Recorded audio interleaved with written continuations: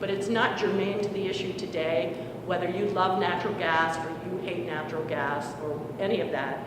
It's about how you're treated by a corporation that wants to come through your property and how you're treated by the state agencies that are supposed to help you protect your rights. Vermont Gas.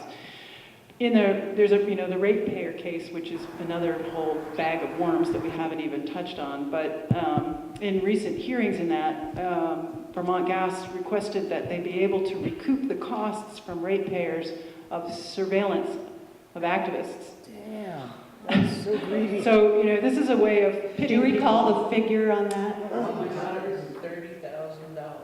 $130,000. Yeah. So They had hired a consulting company to help do surveillance on activists who were opposing the pipeline. And I think they had 20 of their own employees also working on that for quite some time. Which is amazing because there's less than 20 of us and we're really not that interesting actually. They could have called. We're not like them. And Theo's taken some video here so that some of this information can now get passed on to others by hopefully some kind of cable TV Yeah, can I say something about that? access. Yes, you may, but first Barry had one thing to say, then I'll turn it over to Theo. With our oil delivery man, because we have backup furnace with our wood stove. And he said he was very concerned because he worked for the gas pipeline industry out west before he came to Vermont. And he said, I'm seeing what these welds are like. And he said, a safe weld starts at the bottom and goes up to the top on either side. He said, what these guys are doing is they're hurrying so much, they're welding from the top and just letting it drip down. And he said, that's an unsafe weld. Yikes. So my name's Theo Talcott. I put videos up on this subject. You can find them on YouTube under Bernie Blackout News, or my name, Theo Talcott, or Vermont Gas Pipeline. They'll all pop up.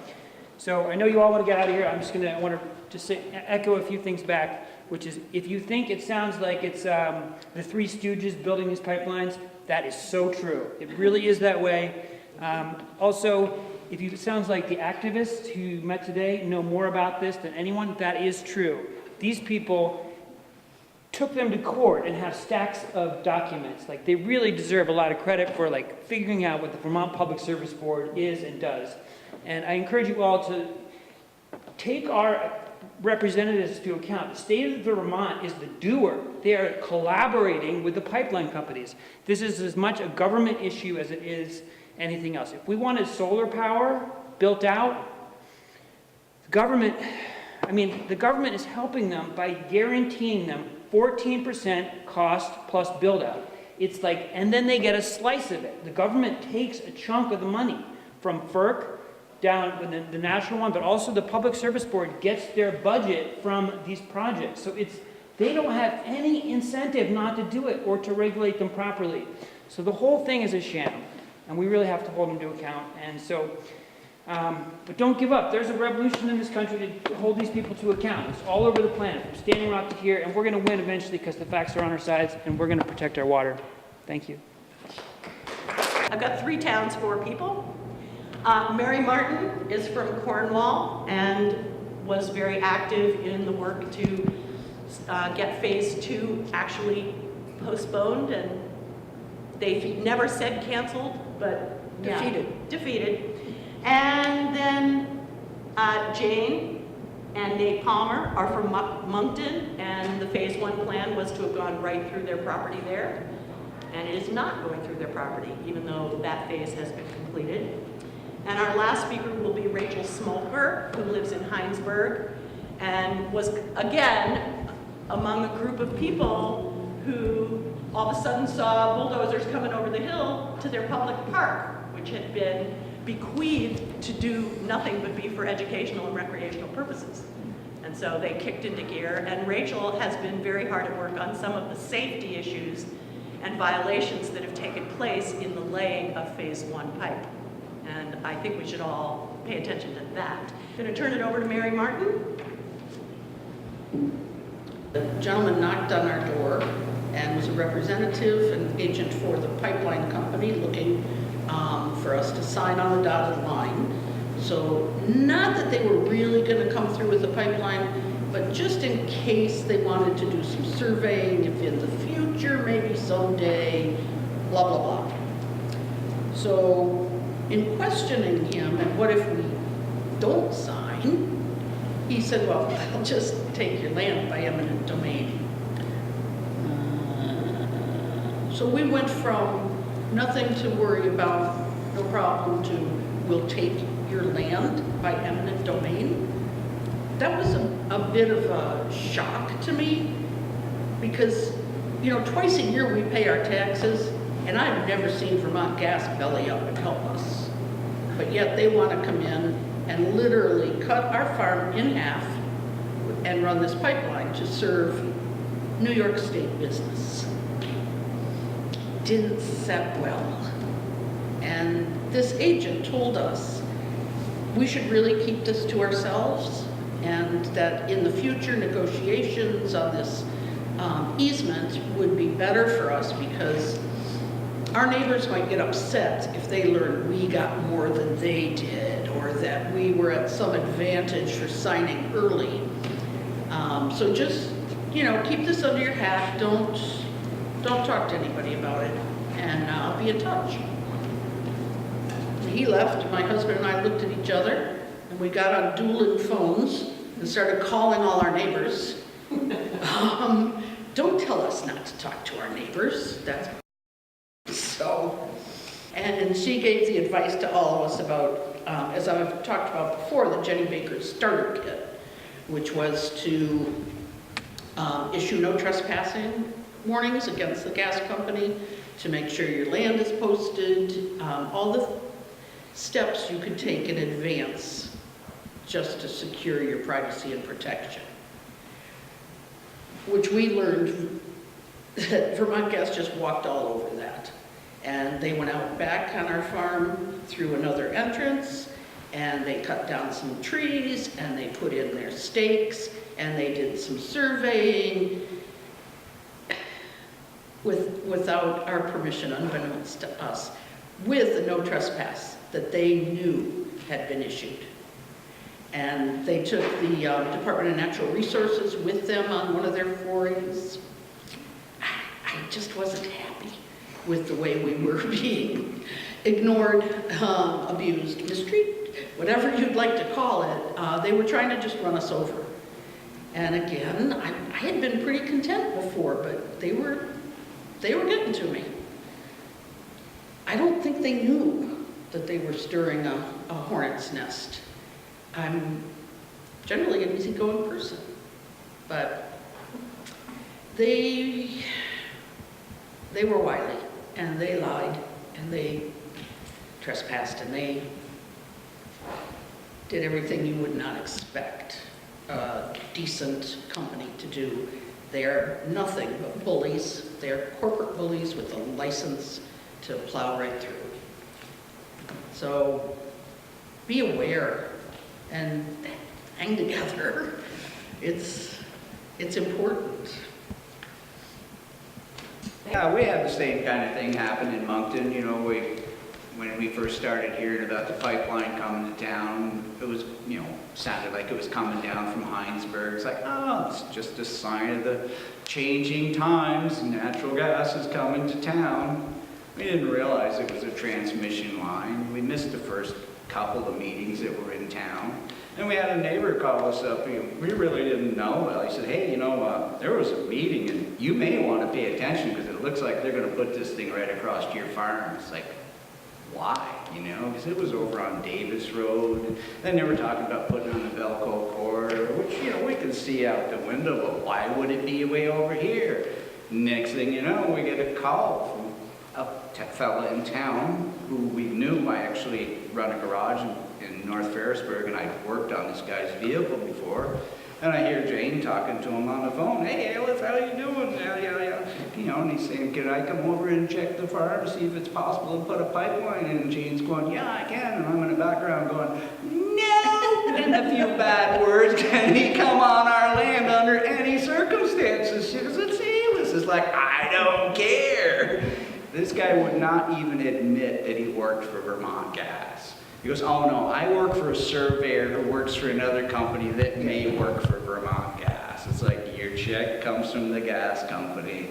You know, it's like, this is like the beginning of the lies. It's like they have people working for them that, I don't know if they're trying to protect themselves or if they're not proud of what they're doing or what's going on, but you know, it's like, as soon as I start hearing lies from people, I start thinking, better be paying attention. But they wanted to come see if it was feasible to put a pipeline through our land. I said, no, it's absolutely not feasible. Don't waste your time. Don't even bother to show up. He goes, look, he goes, you know, if you don't want to you know, we're just doing a feasibility test, study. If you don't want to do this, we can take your land by eminent domain. I said, look, I don't know all the utility laws, but I know you cannot take my land for a feasibility test. You know, it's like, get your facts straight, you know, and you ought to consider who you're working for here. And, you know, that's when he got into the whole speech about how, oh, I don't really work for Vermont Gas. And this was just the beginning of it, the little eye-opener. And then we started talking to other people in town, see what was going on, got involved in some more of the meetings, and, you know, it's like, next thing you know, the hearings are coming up, so we decided, well, we better intervene because nobody's going to step up, and it's going through a lot of farmland. The other farmers in the area, you know, are full-time farmers. I've always had to work off the farm in order to be able to live on the farm. And I said, I can make the time to do this. Let's intervene. James was like, okay. So that was the beginning of a long How many years ago? process. 5 years out, almost to the day. Wow. And it wasn't like, you know, we started out immediately down on the gas company. In fact, we'd been hearing for a year and a half that the pipeline was going to be coming down through. 3 of the routes were right by my business, and I was thinking maybe it's time to stop burning nasty old motor oil and start burning some clean natural gas. And then, of course, I started doing research, and the more you dig, the more it starts to make you a little nervous, and the fact you can never get a straight answer out of these guys. You know, it's like we just heard, let's give a little breakdown on the scenario. The original filing on this thing was 1,500 pages.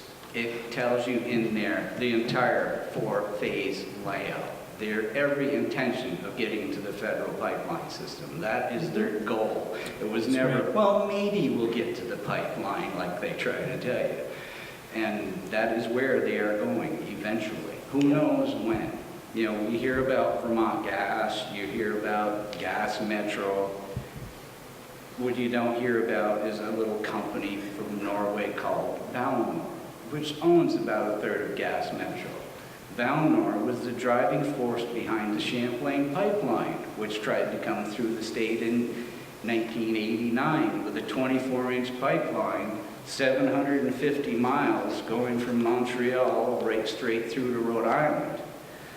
That got defeated. Well, they didn't get defeated. It got pulled off the plate. They got their permit, they got their CPG, they were all ready to go, and their market in Rhode Island fell apart. Now we have this episode comes towards us in 2012. It's just a repeat of the same old company, the same old players, with just a little repolishing on it.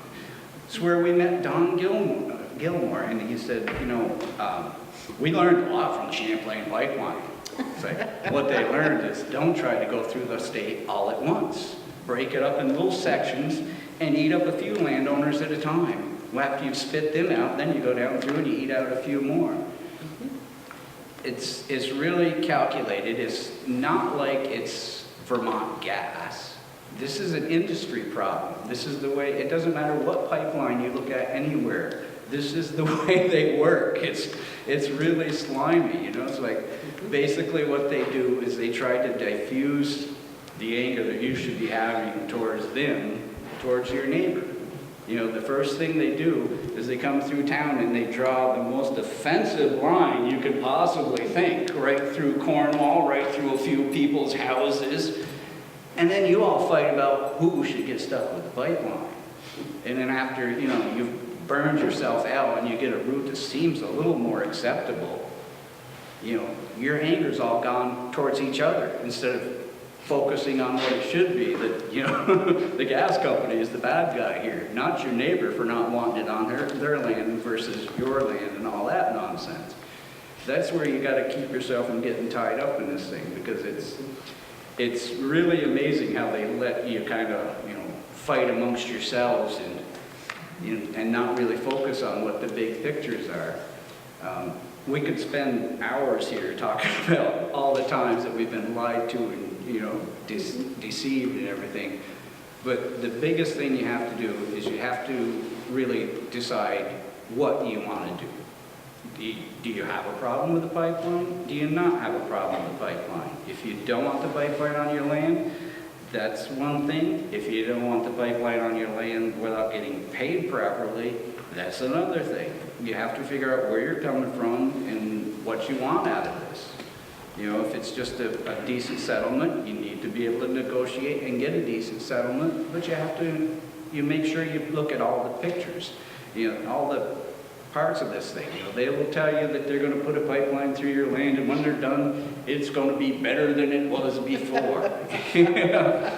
And, you know, I did a little bit of running around with that, trying to figure out, you know, is this really truthful? You know, I called up UVM, I talked to Dr. Heather Darby, and I said, look, you know, they want to put a pipeline through my farm, you know, it's like kind of freaking me out. Like, can you come look at this and tell me if this is an issue or not? And she said, yeah, you do get a little excited. Let me look at the information and I'll look at it. And I sent it up to her, and she said, you know, I want to know what the construction details are, what your soil content is, and, you know, what they're going to do.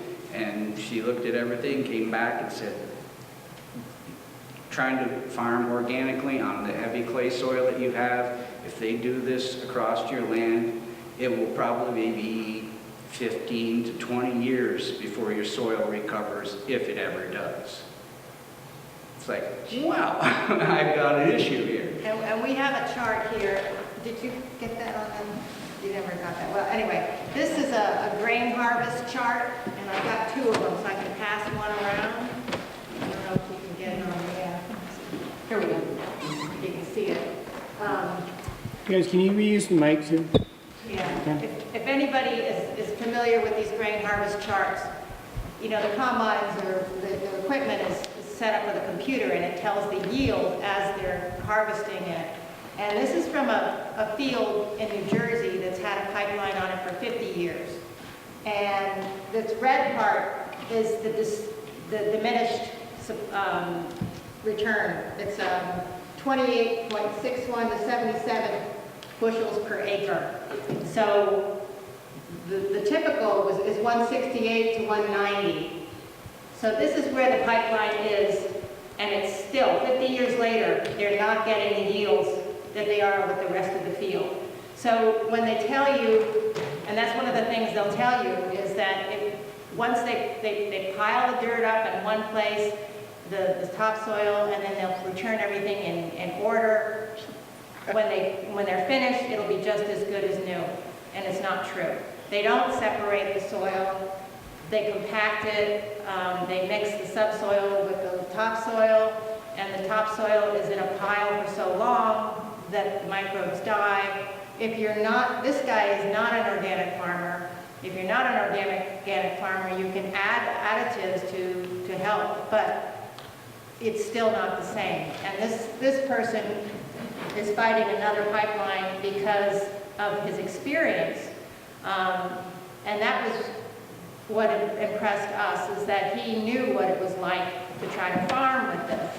And here is this pipeline. They love to go through farmland because it's easy digging, and it's in a wide open area. There are not that many houses, so it's a place that the gas companies like to use. So when they tell you that it's not going to hurt your farmland, unless you have really well-drained soil and it's basically replenished every year, it's not true. It does damage soil. And the other thing I just wanted to reiterate is that the eminent domain gun, we called it the gun, they put it on the table of our kitchen and used it within the first 5 minutes of the first conversation we had with them. Now, that gun was sitting there, and they say, it's loaded, we only use it if we have to. So in our case, and I think in anyone's case, you can't really negotiate with that sitting on the table, because there's no way you can walk away from the table. And that's the issue. You are basically told your land is going to be fine when you know it's not, and that you have to do this whether you want to or not. And that's the problem. You have to resist. You have to say, and do your research. Call Dr. Darby up at UVM or any other agronomist and ask them about it. They'll put gates up on your fences, and they have to have access to your pastures. If they want to go onto your land and you don't know who they are, or if they forget to call you and they leave your gate open. I mean, these are all issues that we thought about that were a problem. So I guess our feeling is what you have to do is what Mary said, get together with your community, resist, say no, because no will eventually get you a better deal if it does come through. And you are defeated. You will still, if you say yes in the beginning, you get less. And that's been documented in our town. People that signed on early got a fraction of the amount of money that the people got who resisted. So our feeling was to fight. If you have time to fight, that's great. If you don't, get together with your community, and hopefully other people can fight along with you or for you.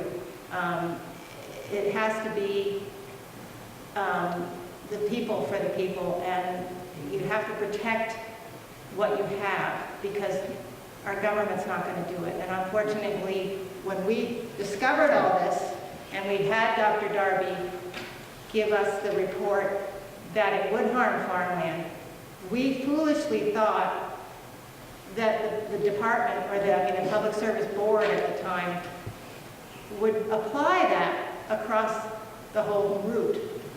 But they only applied it to us. And what they did was they said, okay, you have to directionally drill under the entire property of the Palmers. And what that meant was that 3/4 of an acre on either side of our property would have been totally trashed, because they have to set up their drill rigs and to lay down the pipe. So our neighbors' prime farmland would have been desecrated. So that was not what we wanted. And we wanted them to acknowledge that it's not good for farmland. But instead they just, made them drill under ours. Like we were the squeaky wheel, and that's how they rectified it. Fortunately, the directional drilling is very expensive. So in the end, what they decided for us was to go around us, because it was so expensive to drill under our property. They got an easement around our property, and our neighbors were happy because they got paid a pretty sum for their land. But the thing is, I guess you just have to take it with a grain of salt when they tell you things. Find out for yourself. Ask people, experts, what they think about what the destruction will do to your property, whether it'll be something that will go away after a while or not. And it isn't. It also affects the groundwater. We had a hydrogeologist testify for us that told us that it would add more water to our already wet farmland. So, it's individualized property, but you have to find out what it's going to do to you, and don't take their word for it, because they'll say it'll be fine. Yeah, if you are going to negotiate with them, you have to understand they're going to give you a one-time payment. Like some of the landowners in town, they got $1,000, and that's all they're going to get. They have small lots, so it wasn't such a big deal. But that was early on. They were saying, hey, don't tell anybody what a good deal you're going to get, because your neighbors might be mad at you.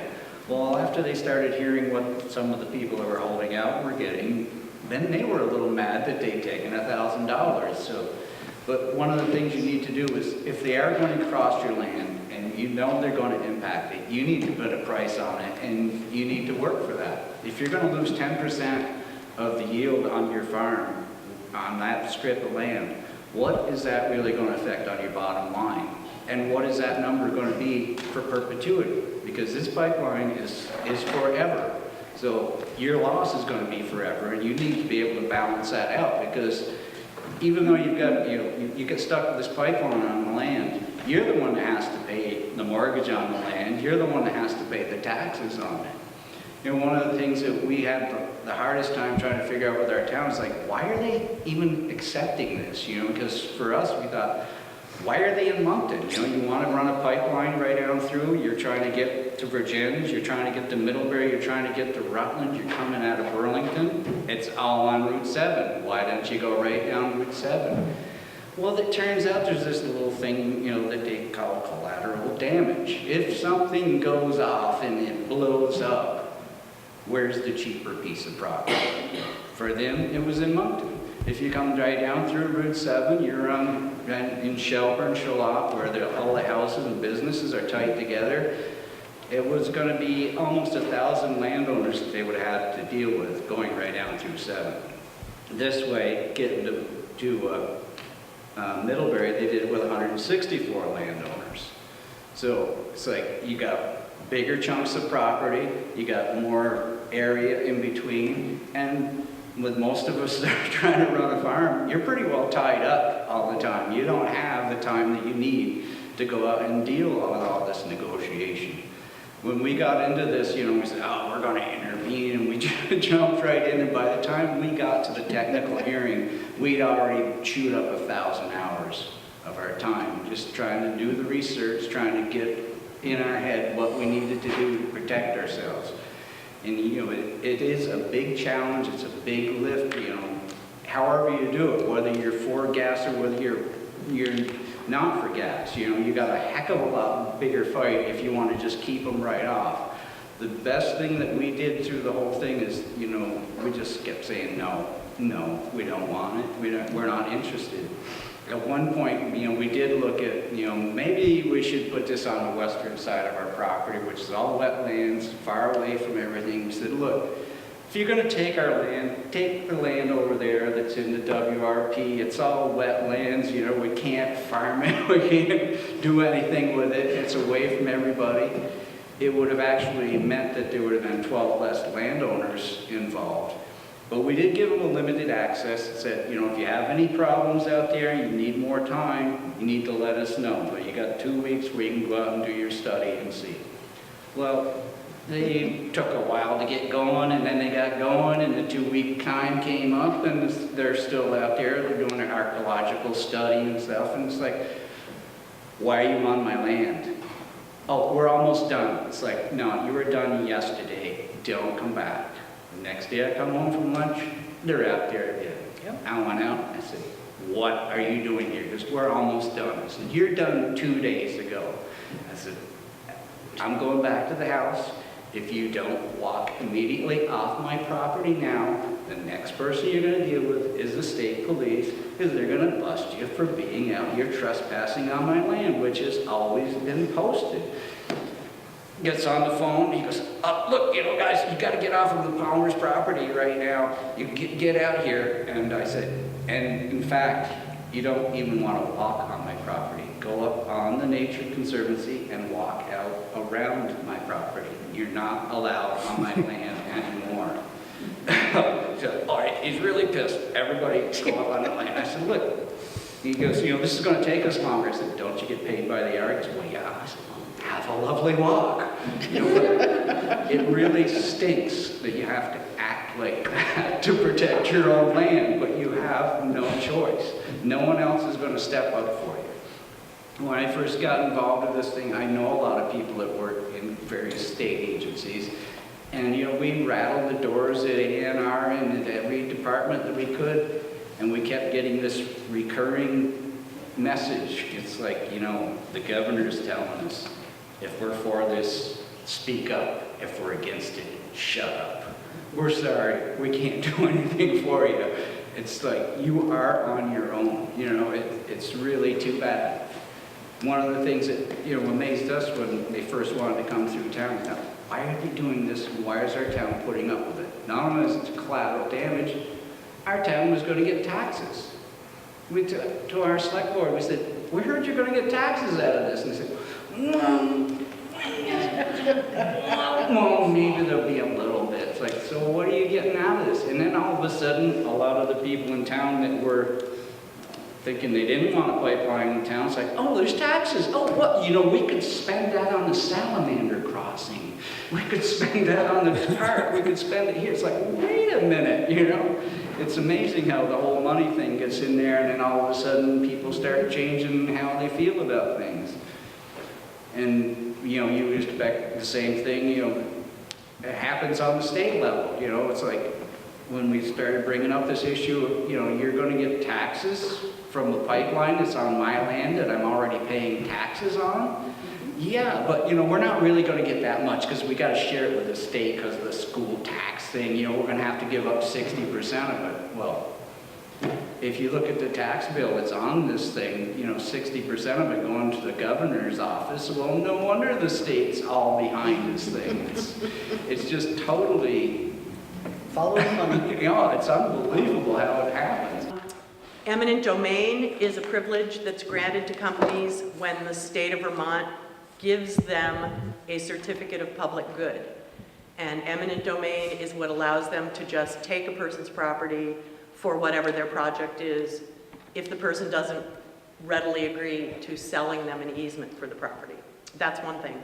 The other the common mistake that people make when they hear about a pipeline is, oh good, we will have a chance to get natural gas. And in this circumstance, there was really no opportunity at the outset for anybody between Franklin County and Middlebury to actually get natural gas, because it was not a distribution line, it was a transmission line. And transmission lines are larger than distribution lines. They need to be laid deeper, although we'll hear about how that didn't always happen. And the compression is much higher on those lines. So the chance for something going awry and possibly blowing up at some point is much greater than with a distribution line. It was because they were coming and wanting to put the pipeline through Public Park in Heinsberg that I did step in. And in the process of doing that, I met a lot of the landowners who've been impacted by it, who were engaged with the battle. And I have to say, in my heart of hearts, I'm a climate activist, I'm an activist on various different fronts, but what really has moved me is what this has meant for landowners. People who love their land and have nurtured their land, have raised their kids on their land, have deep history with their land, sometimes for several generations, and then the pipeline company comes along and puts that eminent domain gun on the table and says, you know what, this place where your roots are and where your family's grown up is getting a pipeline. If you don't like it, here's the eminent domain gun. So as other speakers have pointed out, you don't have a choice, really. It's either you sell an easement or you undergo the eminent domain process, which is highly unfair. So, in my heart of hearts, that's where I just think I cannot stop fighting this pipeline because of what it has meant for people who live in the path of it. But the other reason is that my worry, not only for these people who are in the path, is not just about what's happening on their land in terms of their rights to their land and having an easement, but it's because of the risks entailed with having a high-pressure transmission pipeline in your backyard. So the pipeline that's coming through Vermont is 12 inches. It is not serving you gas in your backyard. It is taking gas ultimately to connect up to the grid that will allow export of natural gas in the United States. This is part of an industry vision and an industry plan. It's not mom and pop Vermont Gas offering you wonderful choices in life. It is an industry, and Vermont Gas is owned by Gas Metro and Vallner, and in turn up the feeding trough to Enbridge and the other companies who are involved in all the other big pipeline fights that we're hearing about. It's all part of this bigger industry vision. And when you get a 12-inch transmission pipeline across your yard, you wonder, what are the risks? This pipeline is slated for maximum allowable pressure of about 1,440 pounds per square inch. I think I'm getting that number right. It's very high. Actually, for an industry standard, a pipe of that diameter under that amount of pressure is kind of unusual. We've been informed by a pipeline engineer we spoke to. So is the pipeline safe? We know that pipelines leak and they explode. What are the causes of pipeline failures? One of the biggest causes of pipeline failure is corrosion. It's made out of metal, right? And various different forces can cause the metal to corrode. The other problem that can lead to pipeline failure is welding. The pieces have to be welded together, and when the welds are not done properly, they can eventually corrode. Sometimes they have to put certain kinds of coatings on the pipeline and over the welds in order to ensure that the corrosion is controlled. One of the issues that's been really prominent here in Vermont is when you construct a pipeline adjacent to high voltage transmission lines, there's a feedback between the electrical current that's going through the voltage, through the wires and the steel in the pipeline that's buried alongside. And this can cause a lot of corrosion. This is a huge problem for the industry, and it's a problem that is especially relevant here in Vermont because we have about 10 miles or so of pipeline that is so far in what's already been built, that is built right under the high voltage transmission wires going through Heinsberg and Williston and Moncton. And the industry basically says, this is a huge problem. We're trying to figure out how to control this problem. You can do various things to try to control this problem, but we're really not we haven't really quite figured it out. It's very complicated. It depends on what kind of soil you're going through. It depends on whether there's spikes in the voltage in the wires. It depends on if there's a lightning strike nearby. There's so many different variables that come into play. Other issues have to do with loading. What if something drives over the pipeline? If you are a farmer and you have a pipeline going across your farm and you drive across it with your tractor, is it going to be okay?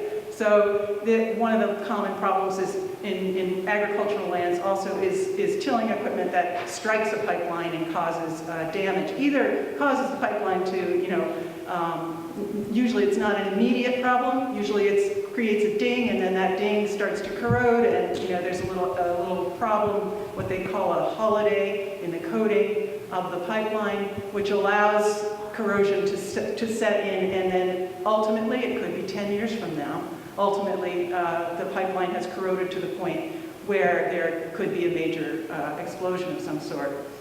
Rocks and abrasion are also a cause of pipeline failure. We've seen that here in the state of Vermont. In fact, in part of the pre-filed testimony under the Certificate of Public Good that allowed this pipeline in our state, there was testimony from a pipeline safety person who said, we're going to be very careful about making sure that there are no rocks around this pipeline because we've had that problem in the state before. Another pipeline incident happened where there was a major leak because a rock had worked up through the soil and abraded against the pipe enough to create a point where corrosion could set in and the pipeline blew. That was not a 12-inch transmission pipeline with 1,440 pounds per square inch, thankfully. But it has happened, and it's a common cause of pipeline problems. I already mentioned strikes in farming equipment. Other things like water damage, if water starts flowing down on a regular basis, or if the pipe is buried in a very wet place, that can help to lead to corrosion. And then there's things like, earthquakes, and, we don't have too many of them here in Vermont, but we do actually have them occasionally. And things move, things shift, and stuff happens. So pipelines often end up having problems. And that's why we keep hearing in the news about pipeline explosions.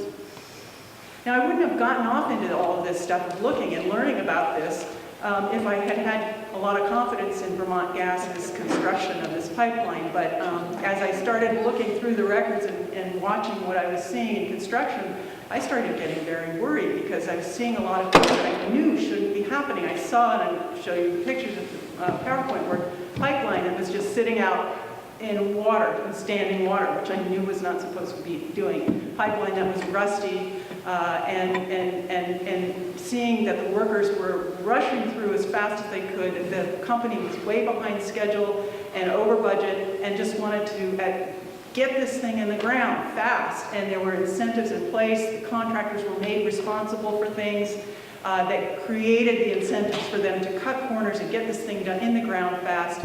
And meanwhile, thinking, okay, what are they supposed to be doing here? There are federal standards. The federal standards are minimum federal safety standards for construction of pipelines, and they're very minimal. And then there were the state permit. The state said, we want you to build this to a higher standard. You have to go through this process. You have to agree to do all these things. There were extensive hearings about what kinds of things. Safety experts who came and testified, we're going to build this to a higher standard, and we're going to build it to a Class 3 standard, even though we don't have to. The Class 3 standard would mean burying it a little bit deeper, using stronger pipeline, stronger, thicker pipeline, and so on. And in the industry language, they talk about things like high consequence areas. So a high consequence area is a place where if you run a pipeline through a schoolyard, and it happens to blow up, it's a pretty high consequence. If you run it through a field where there's no houses or no people living there within a certain distance, then it's a lower consequence area. And so there are different standards for different levels of consequence. And these are just, giving you some of the idea of the industry and the permitting and the standards that are associated with this.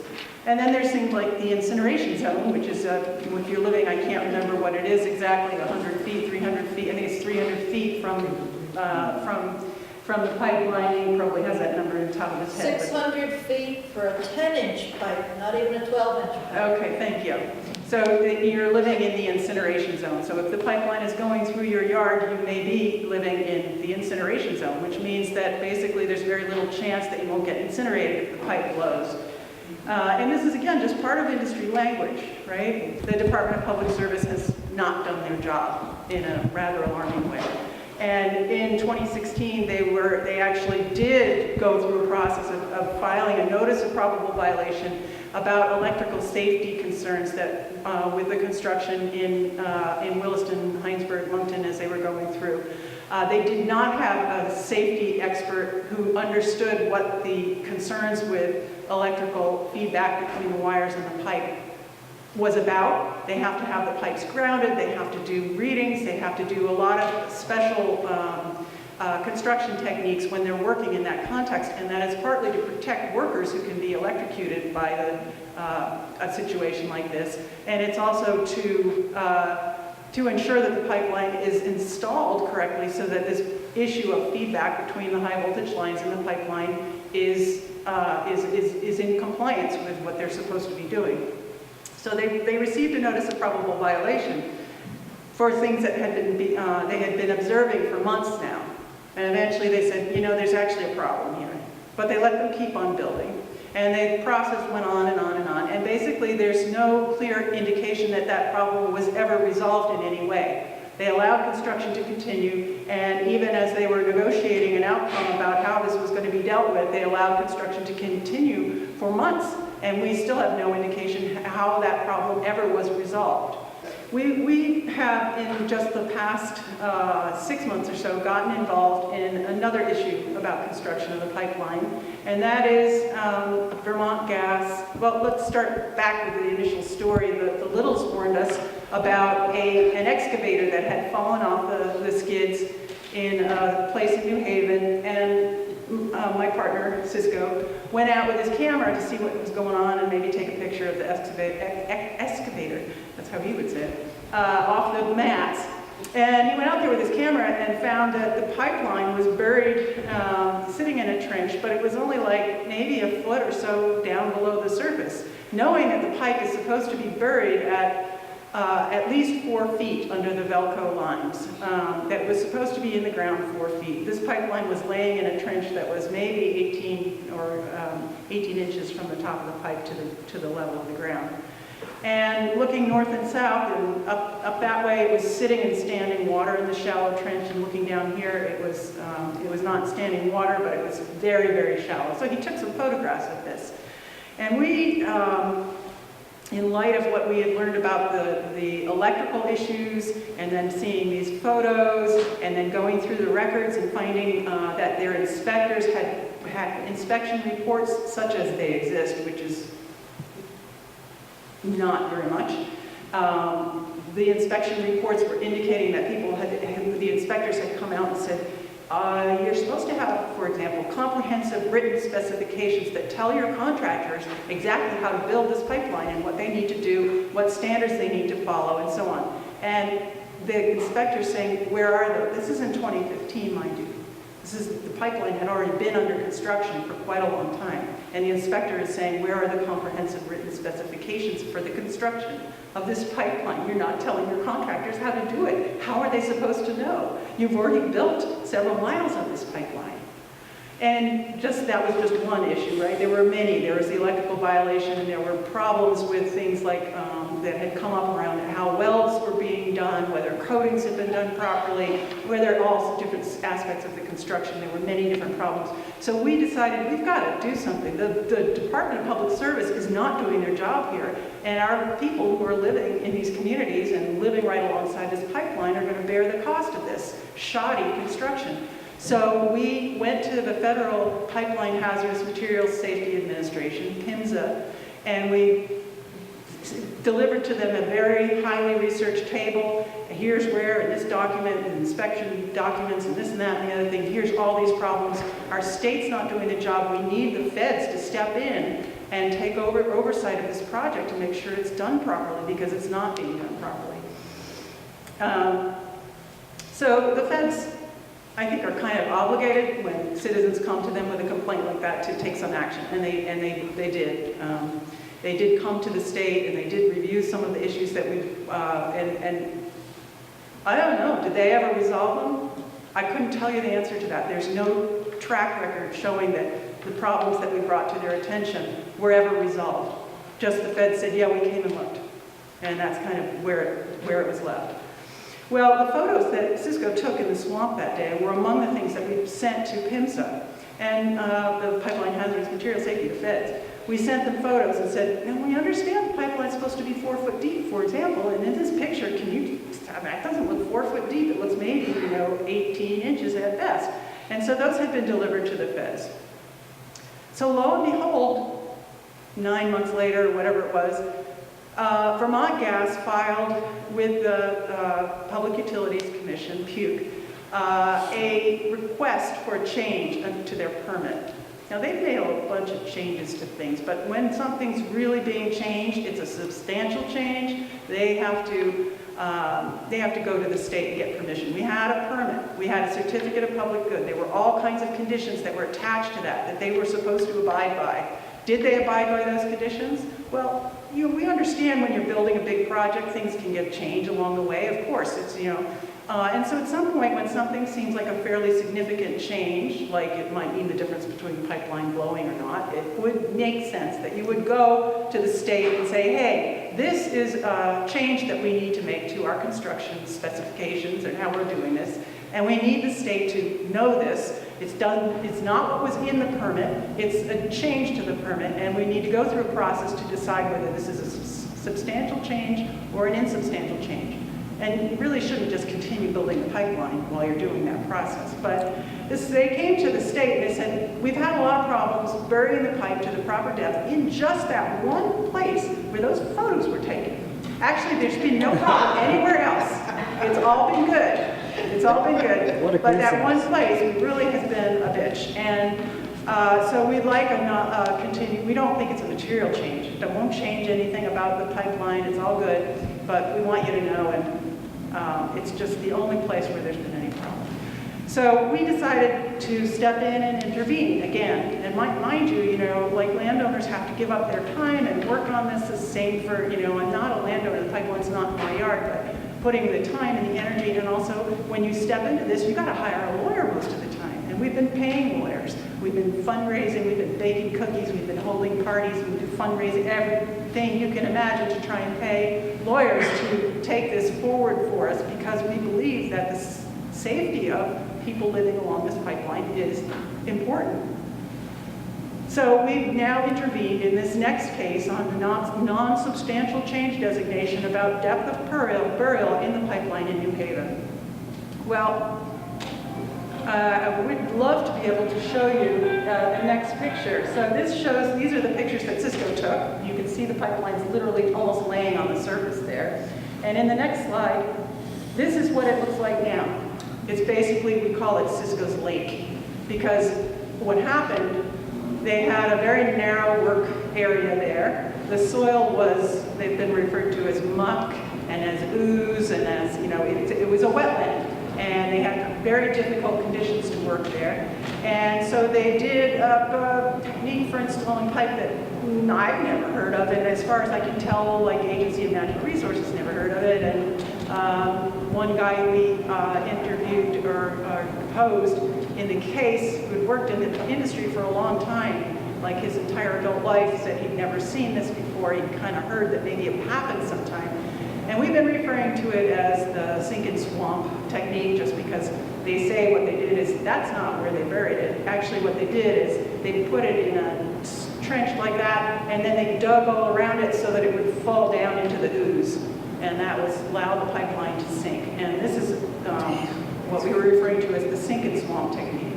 And that's what they did there. And the other issue is, you know, that they can't bring in, you know, topsoil or something into a wetland. This was a wetland. It's actually a state-designated area of ecological importance before this happened to it. And all of that muck, the pipeline, all the damage, the mats they brought in, the excavator falling in, etc., and not being able to even bring anything in there to put on top of the pipeline afterwards. It's just sunk down in, and now there's just a waterway there. We know the ultimate goal of this company is to connect to the national grid. They have let that slip in the past. That's where the big money is for them. So cost is no problem to them, because our Public Utility Commission, PUC, which we affectionately call PUC,